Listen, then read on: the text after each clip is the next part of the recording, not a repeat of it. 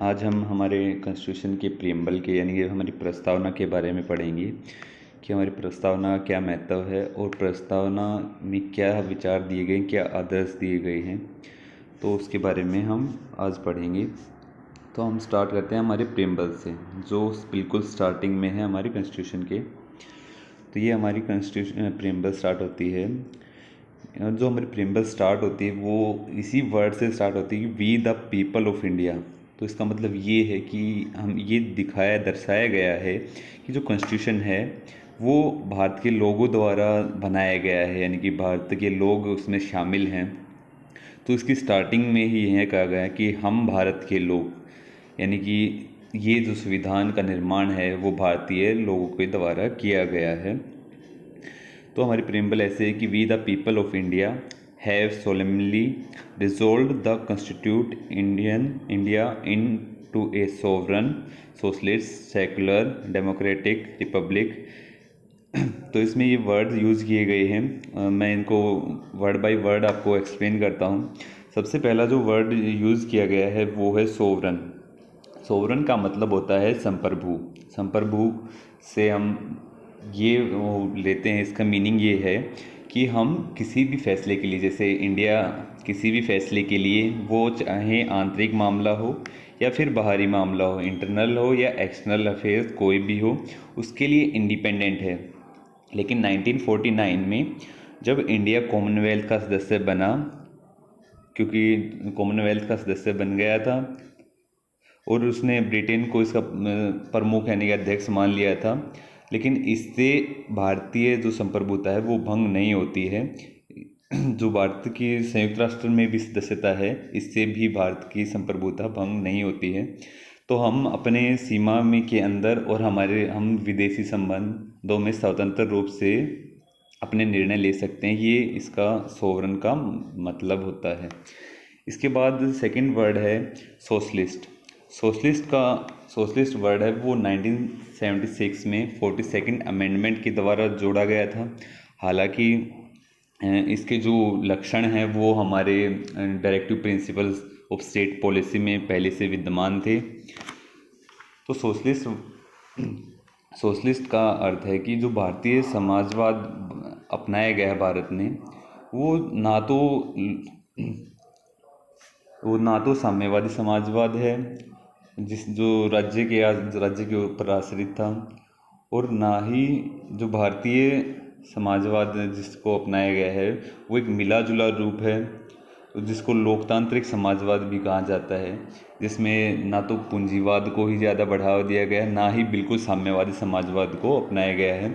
इसमें राज्य को उत्पादन और वितरण के साधनों के ऊपर स्वामित्व दिया गया है, लेकिन पूर्ण रूप से भी नहीं दिया गया है। तो ये सोशलिस्ट वर्ड है वो 1976 में 42nd अमेंडमेंट के द्वारा जोड़ा गया था। इसके बाद पॉइंट आता है कि सेकुलर का मतलब है धर्मनिरपेक्ष। भारत है वो एक धर्मनिरपेक्ष राज्य है। धर्मनिरपेक्ष का अर्थ है कि किसी भी धर्म को राज्य का धर्म ना बनाते हुए सभी धर्मों को उनको अपनाने, प्रचार करने, उनको मानने और उनकी प्रथाओं में विश्वास रखने की स्वतंत्रता किसी भी पर्टिकुलर धर्म को।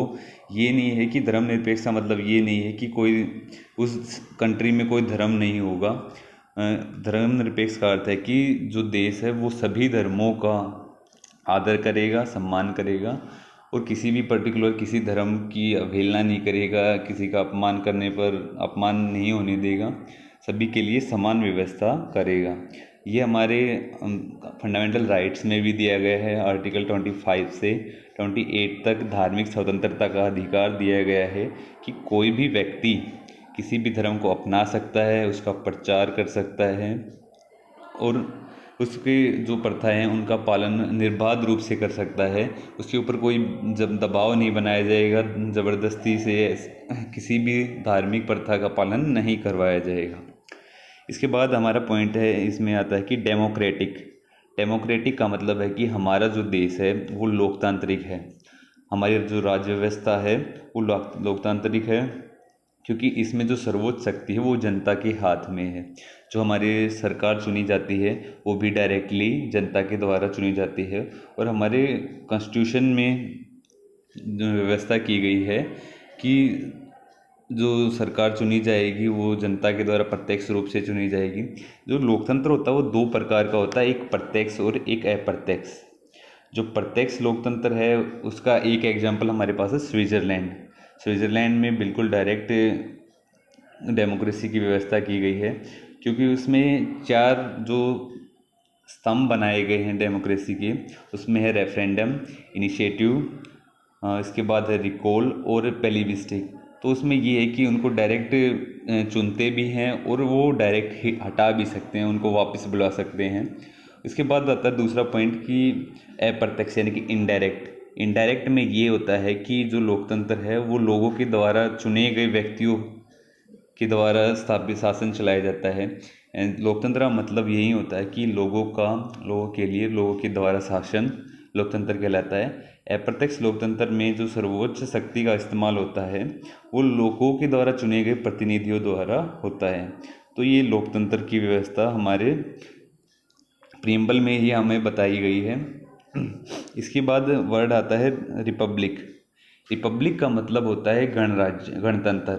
गणतंत्र की व्यवस्था है कि हमारा जो राष्ट्र का मुखिया है उसका चुनाव कैसे होता है। जैसे हम इंग्लैंड से लेते हैं, इंग्लैंड में जो राष्ट्र का मुखिया है वो राजा है यानी कि सम्राट है, उसका चुनाव नहीं होता, ना ही प्रत्यक्ष रूप से ना ही अप्रत्यक्ष रूप से। वो एक पैतृक पद है कि राजा के बाद उसका बेटा राजा बन जाता है या सम्राट के बाद उसका बेटा सम्राट बन जाता है। तो एक पैतृक पद है। लेकिन हमारे संविधान में इसमें जो हमारे राष्ट्रपति हैं, जो राष्ट्र के मुखिया हैं, उनका चुनाव अप्रत्यक्ष तरीके से होता है। तो ये गणराज्य की व्यवस्था, गणतंत्र की व्यवस्था हमारे संविधान में की गई है। इसके बाद नेक्स्ट हमारे जो प्रीएम्बल है उसमें जो आदर्श है उनमें दिया गया है जस्टिस। और जस्टिस के भी 3 टाइप्स दिए गए हैं कि जो न्याय है वो 3 प्रकार का दिया गया है इसमें। उसमें सबसे पहला पॉइंट आता है सोशल जस्टिस। सोशल जस्टिस का मतलब है कि हर व्यक्ति को प्रत्येक सामाजिक न्याय, हर व्यक्ति के साथ जाति, रंग, धर्म, लिंग के आधार पर कोई भी भेदभाव नहीं किया जाएगा और किसी विशेष वर्ग को कोई भी विशेषाधिकार नहीं दिया जाएगा। लेकिन कुछ जो पिछड़ी हुई जातियां हैं, अनुसूचित जातियां हैं, जनजातियां हैं, पिछड़े वर्ग हैं, उनके और या फिर महिलाएं हैं, उनके सुधार, उनकी दशा में सुधार के लिए प्रयास किए जा सकते हैं। इसके बाद है कि इकोनॉमिक जस्टिस यानी कि आर्थिक न्याय। प्रत्येक व्यक्ति को किसी भी आर्थिक आधार पर, आर्थिक कारणों के आधार पर किसी भी व्यक्ति से कोई भेदभाव नहीं किया जाएगा। इसमें उसकी संपदा है, आय है, संपत्ति है, इसकी असमानताओं को दूर करना शामिल, यानी कि ऐसी जो डिफरेंसेस हैं उनको दूर किया जाए।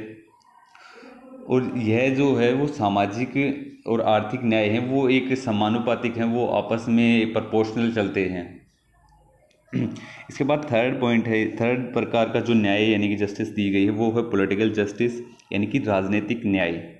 राजनीतिक न्याय का अर्थ है कि हम हर व्यक्ति को समान राजनीतिक अधिकार प्राप्त होंगे, वो चाहे राजनीतिक दफ्तरों में प्रवेश की बात हो या फिर सरकार तक पहुंच की बात हो, शासन तक पहुंच की बात हो या फिर किसी भी गवर्नमेंट ऑफिस में जाने की बात हो, सभी को समान न्याय प्राप्त होगा।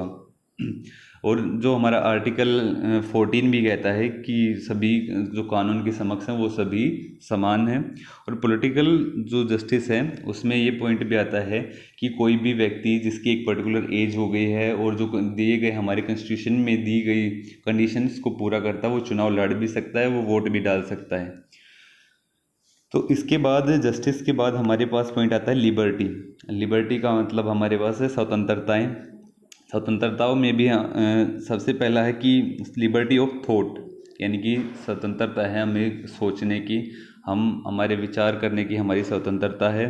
इसके बाद है एक्सप्रेशन, यानी कि हम अपने विचारों को प्रदर्शित कर सकते हैं, लेकिन कुछ कंडीशंस ऐसी होती हैं कि हम अपने विचारों को प्रदर्शित करते हुए किसी सांप्रदायिक भावना को ना भड़का रहे हों, तो उन सिचुएशंस में इनके ऊपर थोड़ा सा प्रोहिबिशन यानी कि प्रतिबंध लगा दिया जाता है। इसके बाद है कि बिलीफ, फेथ एंड वर्शिप, यानी कि विश्वास करना, उपासना करना। तो ये सभी चीज़ें हमारी लिबर्टी है कि हम उसमें अपना विश्वास रख सकते हैं, किसी धर्म में विश्वास और उपासना की स्वतंत्रता होती है। धर्म, विश्वास और उपासना की स्वतंत्रता हमें प्रदान है। जो स्वतंत्रताएं हैं वो है कि हम लिबर्टी ऑफ थॉट है, एक्सप्रेशन है, बिलीफ है, फेथ है और वर्शिप है। ये इस प्रकार ये स्वतंत्रताएं हमें हमारे प्रस्तावना में ही दी गई हैं और इन्हीं आदर्शों को आधार मानते हुए आगे हमारे जो फंडामेंटल राइट्स में जो दिए गए हैं इनको ही आधार मानकर हमें प्रदान किए गए हैं फंडामेंटल राइट्स। तो इसके बाद जो प्रेम्बल का जो हमारे नेक्स्ट वर्डिंग आती है उसमें है इक्वेलिटी। इक्वेलिटी का मतलब है कि समानता। समानता से अभिप्राय है कि जो व्यक्ति समान है, मान लीजिए मैं हूँ और कोई और एक टीचर है, वो दोनों समान हैं, तो उनमें कोई भी ऐसा भेदभाव नहीं होगा कि वो किसी पर्टिकुलर कास्ट से, कलर से या फिर लिंग के आधार पर या धर्म के या रीजन के आधार पर उसके साथ ऐसा कोई भी भेदभाव नहीं होगा। और हमारे कॉन्स्टिट्यूशन में व्यवस्था की गई है, जैसे आर्टिकल 14 है, 15 है, 16 है, 17 है और 18 है। यानी कि 14 से 18 में हमारे जो समानता के अधिकार दिए गए हैं, जिसमें कानून के समक्ष समानता, भेदभाव की मनाही जो आर्टिकल 15 में है, अवसर की समानता, अस्पृश्यता का अंत और उपाधियों का अंत, ये चीज़ें हमारे कॉन्स्टिट्यूशन में दी गई हैं ताकि जो समानता को बढ़ावा मिले और असमानता को ख़त्म किया जा सके। लेकिन इसमें ये पॉइंट आता है कि समान के साथ समान व्यवहार और असमान के साथ असमान व्यवहार, क्योंकि हमारे कॉन्स्टिट्यूशन में ये व्यवस्था भी की गई जो असमानता प्राकृतिक है उनको भी कम करने के लिए दूसरे वर्ग को थोड़ा सा प्रोत्साहित किया जा सकता है। जैसे पिछड़े वर्गों को, अनुसूचित जाति को, अगर उनको उचित प्रतिनिधित्व प्राप्त नहीं है, उचित जो उनकी व्यवस्था है उनको नहीं हो पाई है, या फिर महिलाएं हैं, बच्चे हैं, वृद्ध हैं, तो उनके लिए विशेष सुविधाएं लाना ये समानता को कम नहीं करता। ये समानता का जो अधिकार है उसी के अंतर्गत आता है। तो इक्वलिटी में है कि equality of status and of opportunity and to promote among them all.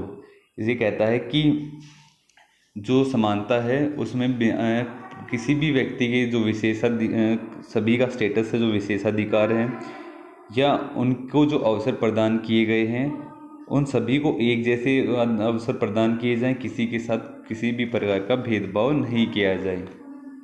ठीक है। तो इसके बाद हमारा पॉइंट आता है फ्रेटर्निटी।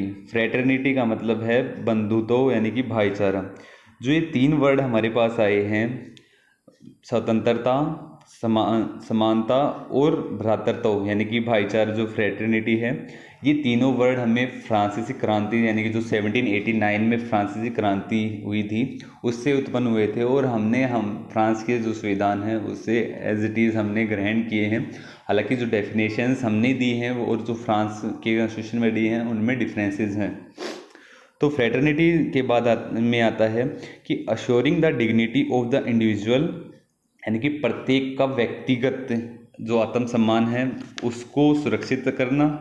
इसके अलावा and the unity and integrity of the nation, और हमारे देश की एकता और अखंडता को सुनिश्चित रखना। हमारे देश की एकता और अखंडता कभी भंग नहीं होनी चाहिए।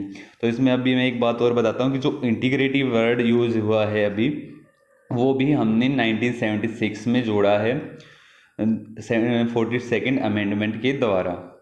ठीक है। इसके बाद हम प्रेम्बल में हम आगे चलेंगे। तो लास्ट जो हमारा पैराग्राफ है प्रेम्बल का, तो उसमें कहता कि in our constituent assembly this 26th day of November 1949 do hereby adopt, enhance, enact and give to our self this constitution. तो इसमें यह कहता है कि इस संविधान को यह जो संविधान अभी इसका जो पढ़ा है हमने तो जो संविधान सभा है, इस संविधान सभा में इसे आज दिनांक 26 नवंबर 1949 को इस संविधान को अंगीकृत, अधिनियमित और आत्मसमर्पित करते हैं। तो इसमें ये बताया गया है कि आत्मसमर्पित किया है ये लोगों को ही, भारत के लोगों के द्वारा ही बनाया गया है और भारतीय संविधान सभा में ये किया गया है, अंगीकृत किया गया है, अधिनियमित किया गया है और आत्मसमर्पित किया गया है। जो ये प्रस्तावना की जितनी भी वर्डिंग है इन सभी के साथ हमारा संविधान हमें आत्मसमर्पित कर दिया गया है। इसके बाद इसमें 2 पॉइंट और ऐड होते हैं जो मैं पहले हालांकि मैं बता चुका हूँ, लेकिन फिर कंटिन्यू करते हैं कि जो प्रेम्बल है उसमें अमेंडमेंट हुआ है, सिर्फ आज तक एक ही अमेंडमेंट हुआ है जो हमारे कॉन्स्टिट्यूशन प्रेम्बल में हुआ है, तो वो है 42nd अमेंडमेंट जो 1976 में हुआ है और जिसमें मैंने बताया कि 3 वर्ड्स जोड़े गए हैं, ऐड किए गए हैं, कोई भी वर्ड माइनस नहीं किया गया, कोई वर्ड चेंज नहीं किया गया, सिर्फ वर्ड ऐड किए गए हैं। उसमें सोशलिस्ट, सेकुलर और इंटीग्रिटी यानी कि समाजवाद, धर्मनिरपेक्ष और अखंडता, ये 3 वर्ड हैं, इनको ऐड किया गया है। इसके बाद एक काफ़ी लंबा विवाद रहता है कि is preamble is a part of constitution और is not a part of constitution, कि जो प्रेम्बल है वो कॉन्स्टिट्यूशन का भाग है या कॉन्स्टिट्यूशन का भाग नहीं है।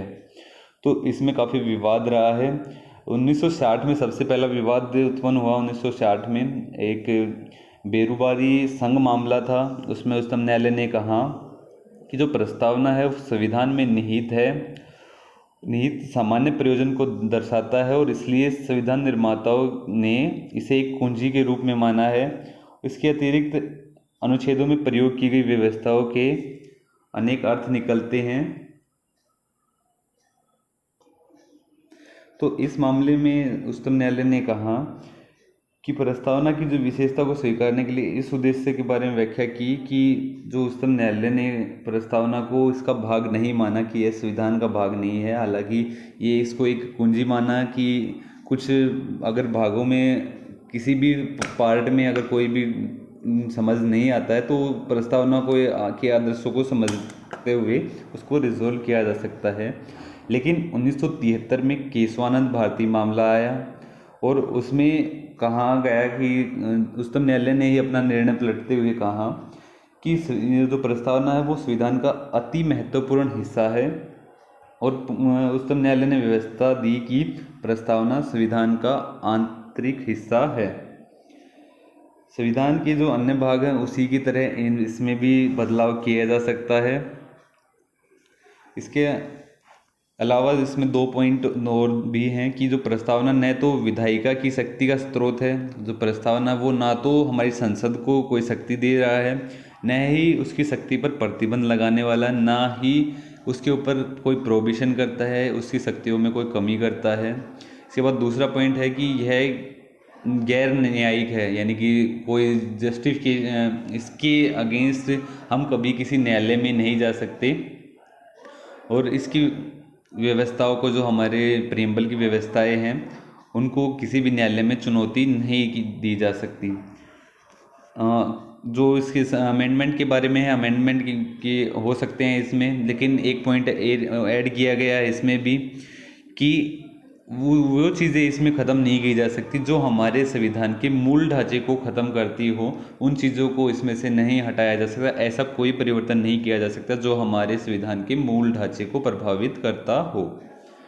तो ये हमारा आज का टॉपिक था, प्रेम्बल ऑफ इंडियन कॉन्स्टिट्यूशन। तो ये फिनिश हो गया है। कोई भी आपकी क्यूरी हो तो आप कमेंट बॉक्स में लिख सकते हैं।